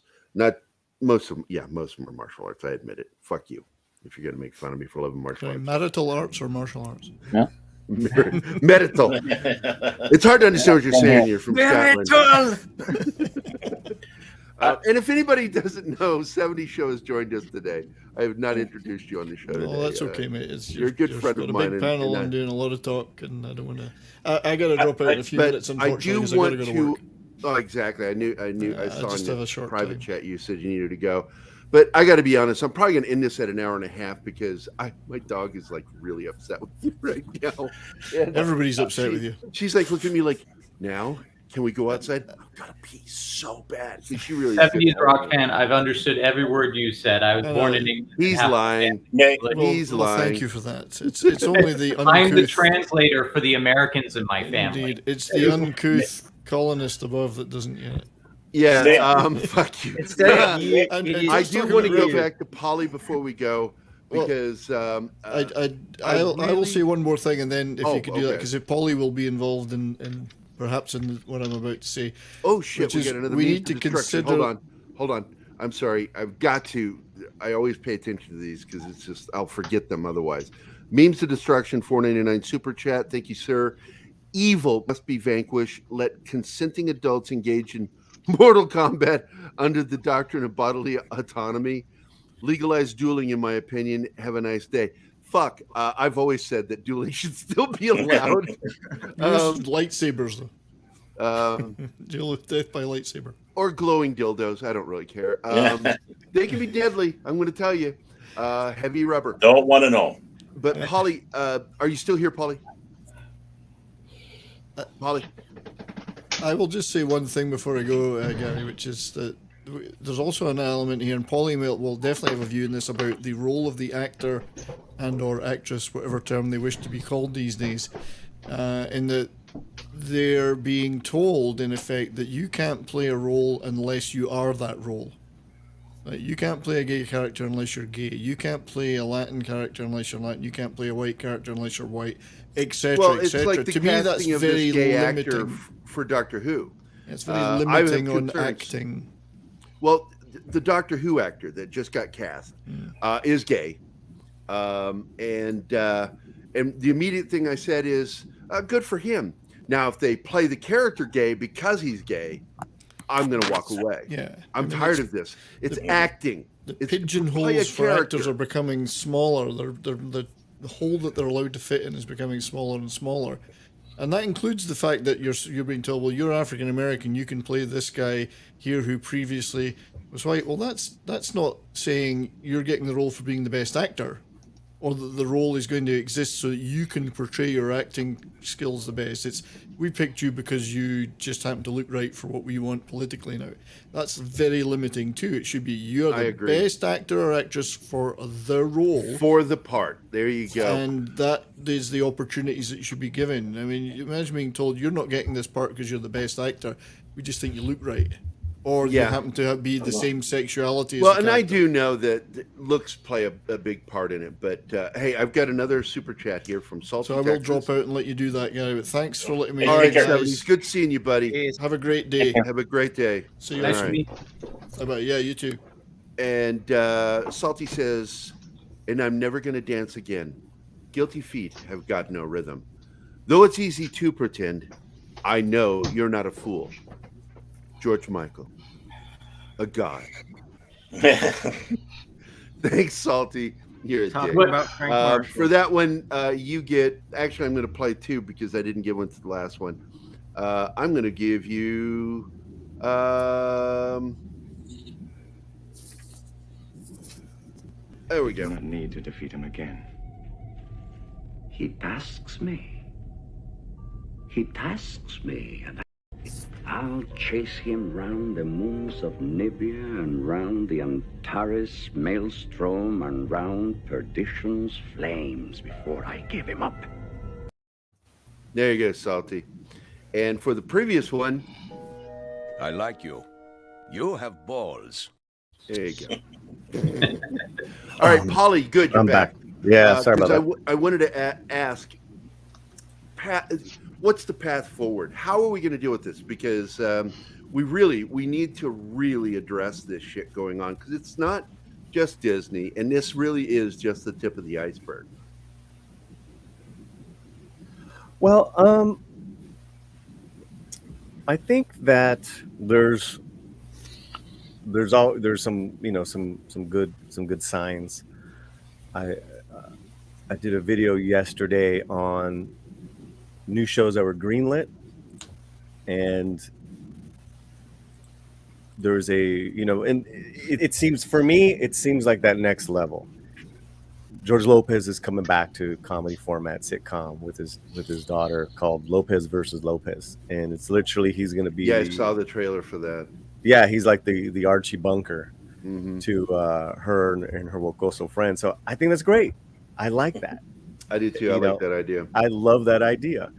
Lincoln Lawyer, like I told you about, that just dropped. I'm actually going to check that out. I was unaware of this, so I'm going to check that out, because I didn't like the movie, but for different reasons. I want to see if the series is any better. But really, I think one way that we can move forward with this is the way we do shows and the way we are kind of a network. And it's like we should lean on one another to support our positions on some of these things, and especially ones that affect people as a collective. And we get kind of sick of some of this shit. Now, agreed, we've got the big red wedding over at Warner Brothers, and it's spilled down onto the CW. And it's been amusing watching some of these people go, "Oh, you're not going to keep paying me to do this crap?" It's like, no, we're not. AT&T is about making money.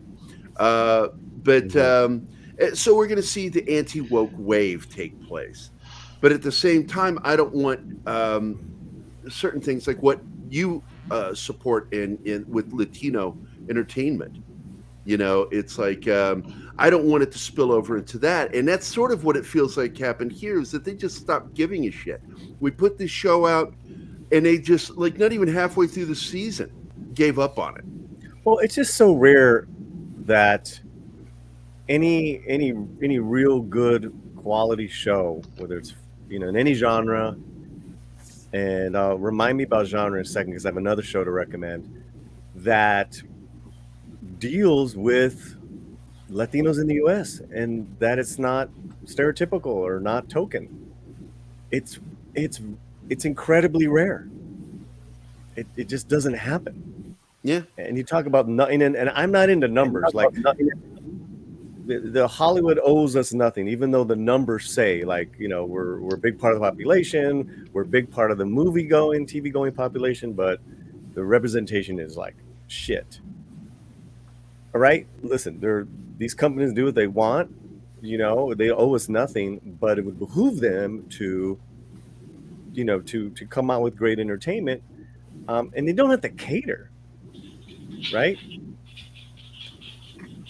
It just there's so many different stories for so many, that just makes sense. Another show is called Undone. It's Amazon Prime's first show using rotoscope. It's really cool. It's by the people that created, what is it?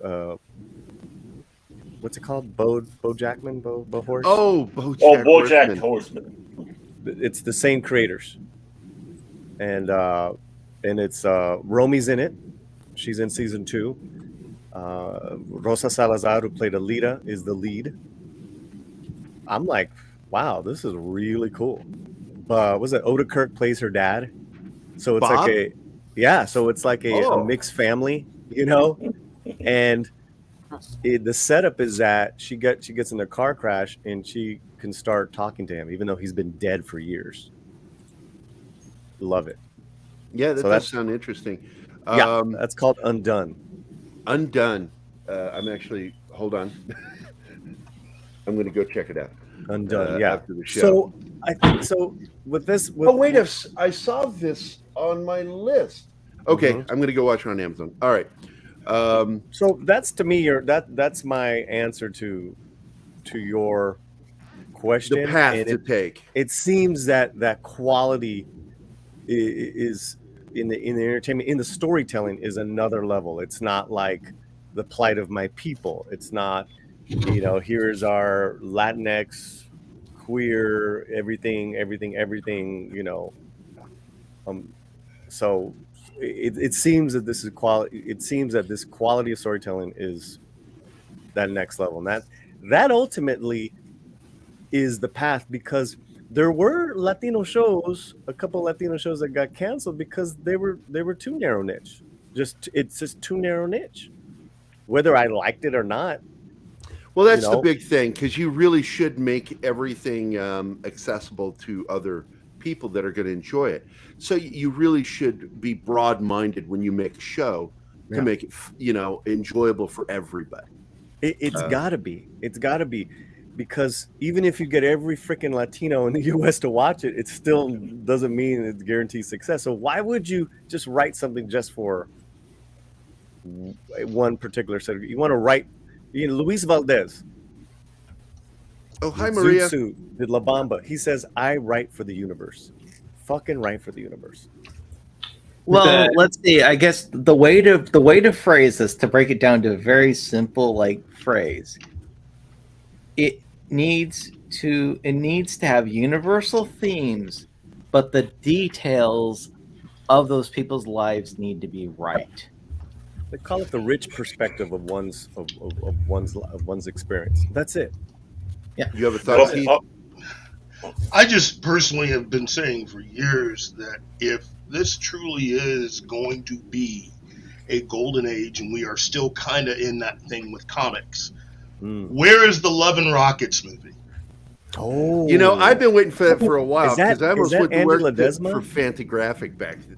That's the Hernandez brothers. It is a classic comic, dude. I gotta interview those guys. You should. I think everybody should. And again, there are. Writing it down. I think it really is something that has affected a lot of people of color in Hollywood, but especially our Latin brothers and sisters. I mean, it's embarrassing what has been done. I heard earlier the whole Star Trek Into Darkness thing. Let me just remind you that Benicio del Toro was originally cast as Khan, and at the 11th hour changed his mind. Again, though, they were going for Hispanic when they should have been going. They for were, Asian. but I mean that they were going for a person of color, mainly because of, I think, who was making J.J. it. Abrams. They just they took a look at who had played Khan originally and just tried to find an actor that looked closer to what he did. And I didn't know that. They don't. I'm sorry, Yeah. Peter Venkman fan site. I want to highlight this. Absolutely, one of my favorite shows as a little boy. Watching this was Chico and the Man. What a great series! How shocked were you when you heard that Freddie Prinze committed suicide? I mean, that show was just boom. It was on the top. Well, I was still a little kid, and I was I know. devastated. Like, why would he do that? Because I couldn't understand the idea of somebody killing themselves.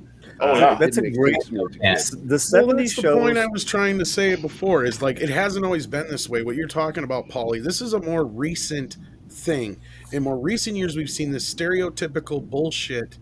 Like you brought it up yourself about America Chavez and some of the shit that they had in that movie. Like this is like they don't pay attention to any of this shit. If you go back and look at any show from the 70s, 80s, 90s, they were plenty diverse and they had great representation. Yeah. Like your average episode of The Incredible fucking Hulk had better representation than some of the shit that's on TV now. I totally agree, agree, what I was Tom. getting at, man. Is like, but then it wasn't all about the race thing, and that's what they're doing now. Is they're pulling like that was what took me out of like the more thing that bothered me was like Doctor Strange, for instance. The movie isn't even that uber woke, but the fact that they consistently had to constantly like point out these little references to the fact that America Chavez and her culture, it's like who fucking cares? We're finishing up. Okay.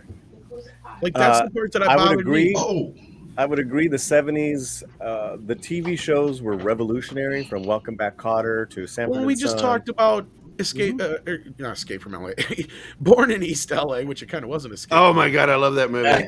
We just said there's no way. And I love that Cheech song movie too. now. There's no fucking way he could, but he was able to make that in the 80s, right? Like, but now he can't. There's no way. Yeah. There was we talked about this like from 86 to about 93, 94, where it was like a golden age of Latino film. But I said that film's a lot different. I agree, but Film's a lot different. Television always seemed to be ahead of the curve. But back in the day. It really yes was. and no, right, Tom? And sorry for you guys I had still to love chill each out. other. I had to chill out, Tom. So You guys love each Well, other. no, and I was not trying to be a dick about it. I'm just trying to say this is my problem is we have all this shit in situation right now where everybody's like, I can't feel like I'm being represented unless I see somebody in the movie who looks just like me. And I'll go back to my standard thing with that. If that was true, then I would not be able to relate to Rocky because I'm not a 30-something-year-old has-been Italian wannabe boxer. Or I can't relate to Johnny Five because I'm not a fucking robot who was struck by lightning and came alive, right? That makes no fucking sense. I don't know about that one, Tom. Right? Or Batman or any of these people. Even though Batman's white, I'm not rich. I'm not fucking built. I'm not all these things that he is. But if every movie starred somebody who looked like me, it'd be fucking boring because every movie would have Chris Farley in it. I mean, yeah, I listen. This medium is so powerful that it's, in my opinion, and I know no one agrees with me on this. I panel, know we're very passionate about which is fine. Which is fine, right? Is that because of this powerful medium, television and film, we got to be seen. We got to be seen, and I don't want to be seen as that American. I don't want to be seen as a token. I will agree. I will. I want to do that something real quick here, guys. Hold on. Okay. Hold on, everybody. This is my beautiful niece, Latina niece. She is getting married this weekend. Wow. She is so gorgeous. She's also very pregnant, very typical. Oh, wow. Beautiful. That's a beautiful photo. Lavana, you're so beautiful, and I'm so happy for you. I wish I could be there in Phoenix and celebrate with you all. And she's technically my great niece, but I love all my nieces and nephews. I love them. I don't like all my siblings, but I love all their kids. And she is so gorgeous. She and Zoe were best friends down there in Phoenix when we lived there. But I just wanted to share that with you because that is happening today. Salud. Well, my brother's getting married today too, so I have to run here pretty soon. But yeah, we're going to wrap this up. But Keith had a point. What do you want to say? No. I was just, this has been a fantastic discussion. I mean, a lot of good points made today. Okay. I see Tom's point, but I can also speak to Paulie's point. It is very complex and probably needs a little bit longer to be discussed. Well, we should talk about it again. And who wants to continue? If you're gonna end this, I'd be willing to continue on my channel. And I'll join you guys. I just have to walk my dog. She needs to get out. I'll join you. Well, you know what? I'd love to join you, but I have a previous engagement in Gary's neck of the woods, and Gary, I will call you as soon as I'm close enough. But again, thank you, especially to you, Paulie, and everyone else that's joined us. Tom, Christopher, everybody. You guys really do make this fantastic. And again, to my brother Gary, fantastic job as always. And everybody in the chat. Somebody had asked about Love and Rockets, not the band, the famous comic book from the Hernandez brothers. Both are great. If I want Gary and Keith to come on the slant. Let's set that up to where I get to interview you two gentlemen. Oh, fucking love it. I love you, Paulie. And everybody, you know it more than anybody how much I love you. It's just ridiculous. Real quick. I agree that television is a medium. If you've ever seen the movie Network, as he says in the movie, it's the world's biggest propaganda machine, and that is exactly why television is controlled and why what's put on it will always be controlled, because it's disseminating information, and it's very importantly, it's a warping of reality. Television is not reality, but it's an adjustment and a change to it that you can tweak and control. And if you do that, you can help influence how people see reality, and that is a scary level of power. And that is why they don't want people outside of their particular group, the money power, to ever have an actual influence over it, because then you might get things in there that they don't want out there.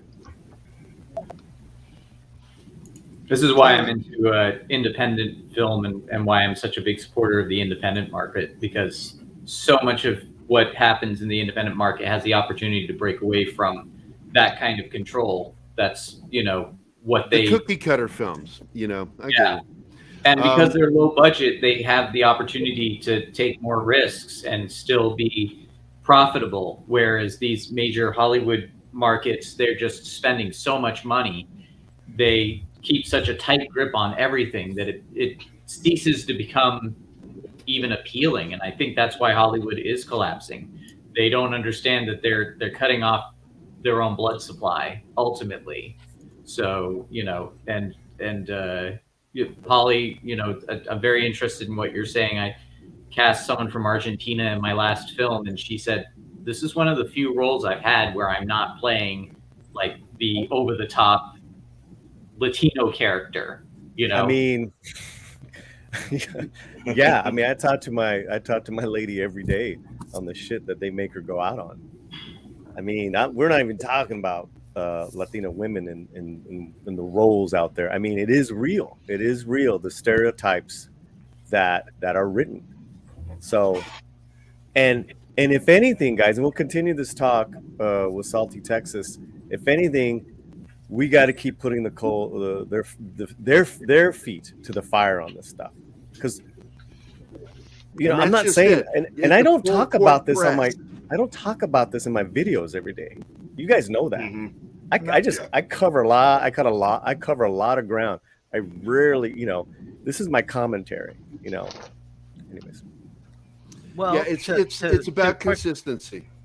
To quick breakdown of what I think's going on with it, I think we're going through the drowning, as I like to refer to as with Hollywood, in that their heads underwater because just the internet alone, because they spent 67 years building up the big massive infrastructure with television and everything else. They had everything unlocked between magazines, everything else. Then the internet came out and they was kind of dismissed. Oh, that's cute. And then all this shit happens in 5 to 10 years. And it is destroying what they spent the last 70 years building up. And terrestrial television's dying and dead. I mean, more people are spending time on YouTube. I mean, stuff like this, there's a billion of it. They can't regulate, they can't manage it all. So they are literally throwing everything they can to try to dominate things. But the creation of the internet is so damaging, they can't. So, Tom refers to the final read. This is the read to end all reads that is going on with the television and media empires. It's just a matter of it's taking a long ass time. It's that Titanic sinking. The holes are in there. It's a question of how long is the ship going to stay up before it goes under the water. Well, and that's the thing is that most ship floats. Well, the more they tighten, the more they lose. And the thing is you think it's taking such a long time, then boom, almost overnight, something happens. And that's usually what happens. It's like you go to sleep one day, it's one thing. The next day, boom, the world has changed or the industry has changed. I mean, all you have to do is take a look at like 9/11, Pearl Harbor, all that wonderful stuff. I mean, as it goes, it might seem like it's not going to be here, but don't be surprised when all of a sudden it happens. It could happen next week. The whole industry changing. CW's dying. The Warner Brothers is hurting. Disney's getting hurt. Netflix is getting hurt. They're all clamoring. They're all imploding. What's going to happen within the next month? It's going to be very interesting to see. And yeah, it seems like it's like Christmas. If forever, and all of a sudden Christmas is here. Yeah. I need to wrap the show up. My dog is really getting frantic. So I want to thank everybody in our chat. 32 Flavors of Nick Weiser, Aaron Ratliff, Arwen Avalon was here, Aspami Ori, Awespami. I don't know how to pronounce that one. Brandon, the anime guy, of course, was also on the show. So CJ Batpunk, Das Wolfen, Dennis McCullough, Dragon Master 360, Emotionally Unstable Amphibian, Gap Stargate, Jacob the Critic, Jason Knight was here. Oh my God, another good buddy of mine in real life. Loftus Pixels stopped in. It was really nice. Low Spec Linux Laptop. Dude, you just moved it on me. Manatee was here. Marcos and Maria was Marcos A and Maria with T and Telly was here. Awesome to see her. Of course, Tom is here.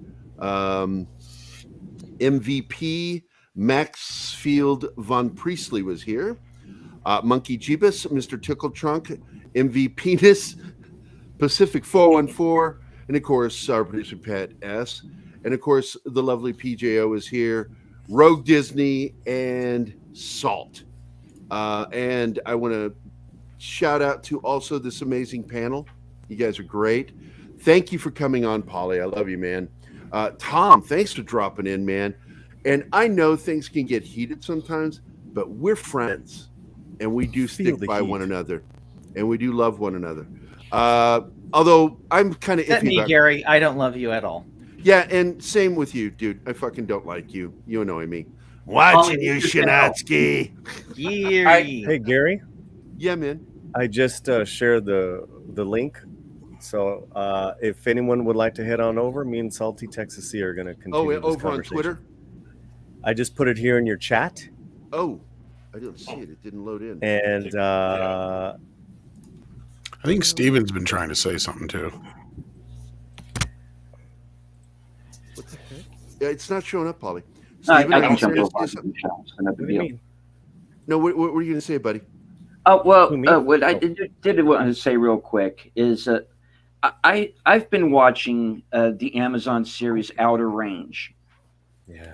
And there's a character in there, the sheriff, female, Native American, lesbian. She's running for sheriff. She's only the acting sheriff at this point because the previous fellow has died. Now, in that show, she has the tendency at times to kind of lean into that. She kind of leans into the wokeness when she thinks it's going to better her position. She does that at times, especially in the later episodes. Anyway, what I thought was very interesting is she gets called on it at one point by the wife, who, hey, you got to set that shit down. We got to live here, cool your jets. And I thought that was very interesting. She's a very complex character. She is. It's a great character. A lot to her. And she's got a lot on her shoulders, and she does. Yeah. What about that moment when she's back? She goes back in time and sees. Oh, don't blow up! I haven't gotten there yet. The village. Oh shit, dude! Don't go. To be honest with you, I don't know if she went show. back or if they came forward. All I know is there's a beautiful moment in that episode, and I'm like, man. Oh my fucking god! Yeah. Yeah, Keep watching it, dude. I've watched it. Steven, you're absolutely right. Steven's a Renaissance man. He's got great taste. Yeah, he is. He knows how to sift through the garbage, and if he says something is good, his recommendations have been solid. Yep. Hey, Paulie, send that invite through Twitter to me when I get back because she's here. She's demanding it right now. And anyone and here if on you've the never met her, panel- Paulie, there she is. That's Taylor. Oh, the boo boo. My little baby. I want to thank everybody. You guys are great. Paulie, thank you. Chris, Shinatsky, thank you, buddy. I don't know if I want to thank Baron. Gary. Fuck you, Baron. Fuck you too, Baron, Gary. You can catch Baron with our other Latino friend on Sundays. On what is it? The Kings. The Primetime Kings. This is my name, man. Read. Yes, whatever, dude. Shut up. And I shared the link privately in the private chat, guys. Oh, thank you. For you guys. Oh, thank you, man. And just to let you know, Tom is on the most popular show, Midnight's Edge. Promoting him is just silly for me. No, because everybody listen, in our chat knows Tom. But listen, they're starting to really release a lot of prolific videos. So is the Espanol team, where it's a great familia. So thank you. So go to Midnight's Edge, and then for Deleted Scene, he's got a new job. Not working today, apparently. I thought you worked today. He ain't got no job. No, not. Luckily, not today. So, Okay. I can hang Well, out. do you want to promote anything? Because you got your Saturday morning show, which was really good this morning, by the way. Oh, thank you. Yes, I am hosting Saturday Serial over on Matt Allen's channel, Bud Boy Productions. And my own channel is now up and running. I hit 60 subs last night, so I'm very happy about that. And if you want to hear more about... And we You know, lost you. my dude, Tom, we got to get this guy a new rig. Yeah, I would like to hear more. By the way, you're leaving me in suspense. Shinatsky, where can we find you? On Twitter, at iShinigami. That's Japanese for death god. I've done 2 episodes. Yeah, you're in and out, buddy. Steve, you're in and out. Your mic's conking out. I worry that it's more his internet than it is anything else. Yeah, that's what I just said in the private. I'm like, is it more of a net issue or a mic issue? Yeah. I think it's a net issue with which, depending on where you're at, if you can up your internet and if you got other people using stuff while you're online, that can also impact you. Exactly. Christopher, where can we find you, my friend? I know where to find you. Where can other people find you? Well, I've got the Christopher Moonlight Productions YouTube channel, and I'm on Instagram, Christopher Moonlight. The Quantum Terror is all over the place, Twitter, Facebook. That's your movie, Quantum That's my movie, yeah. The Quantum Terror just went to Zumo, and it's going to be on other streaming services soon. So I'm very excited about that. And everybody go check that out. And thank you. And Paulie, if you don't mind, I would love to join your follow-up stream. I do mind. I don't know you. I don't really like you. So yeah. No. Paulie hates everyone. Don't you know? No. Yeah, man. Come on. These Americans haven't.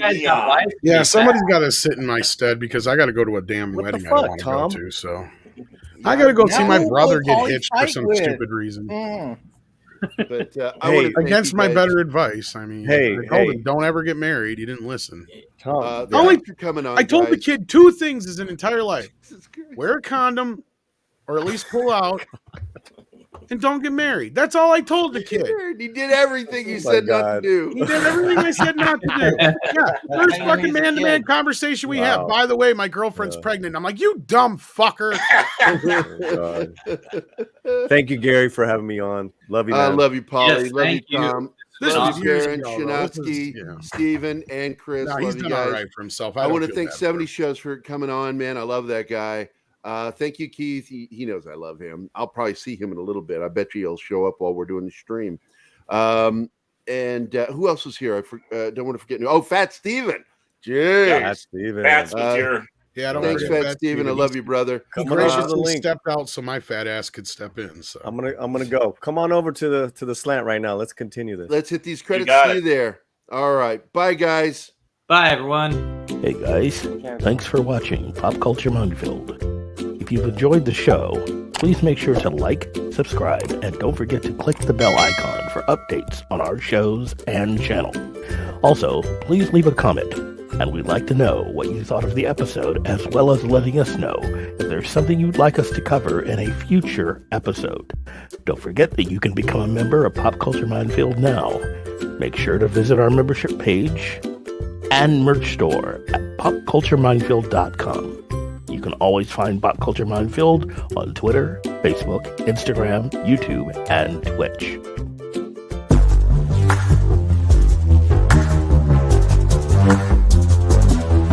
Everybody head over to Paulie's channel, Latino Slant. Carry on the show. It'll be good. See you guys later.